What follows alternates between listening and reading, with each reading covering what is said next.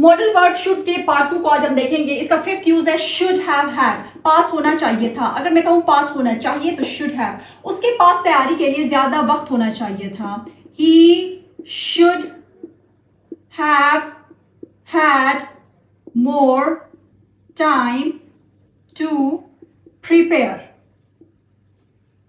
ठीक है, अगर नेगेटिव में बना है तो he should not have had more time to prepare. 6th है शुड हैव टू।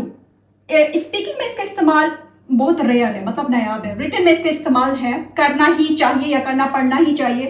कोई फेयरनेस की बात हो, रूल्स रेगुलेशन को आप स्ट्रांगली कह रहे हो कि हाँ ये आपको ही करना चाहिए, स्ट्रांगली अगर कह रहे हो तो इसका इस्तेमाल बेहतर है। जैसे कि मुलाजमीन को हिफाजती उसूलों की पाबंदी करनी चाहिए, तो employees should have to follow safety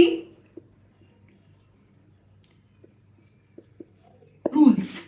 Employees should follow safety rules, ये इस तरह भी होता है, लेकिन उस बाद एक एडवाइस हो जाता है, सिर्फ एक एडवाइस के हाँ आपको करना चाहिए। लेकिन अगर स्ट्रांगली कह रहे हैं तो फिर शुड हैव टू का इस्तेमाल बेहतर है। तुलबा को इजाफी पैसे नहीं देने चाहिए। ठीक है, स्टूडेंट्स शुड, फिर उसके बाद नॉट हैव टू पे एक्स्ट्रा मनी। और अगर मैं कहूं स्टूडेंट शुड नॉट पे एक्स्ट्रा मनी, ये इस तरह भी करेक्ट है, लेकिन मैं दोबारा कह रही हूं अगर आपने स्ट्रांगली कहना है तो फिर शुड हैव टू का इस्तेमाल बेहतर है। 7th इस्तेमाल है शुड हैव हैड टू। इससे पहले था शुड हैव टू, उसमें था करना ही चाहिए। वो प्रेजेंट की या फ्यूचर की ऑब्लिगेशन की बात थी, रूल्स की बात थी कि उन पर अमल जरूर होना चाहिए और आपको ही करना चाहिए। तो ये अब पास्ट का है, करना ही चाहिए था मतलब करना चाहिए था।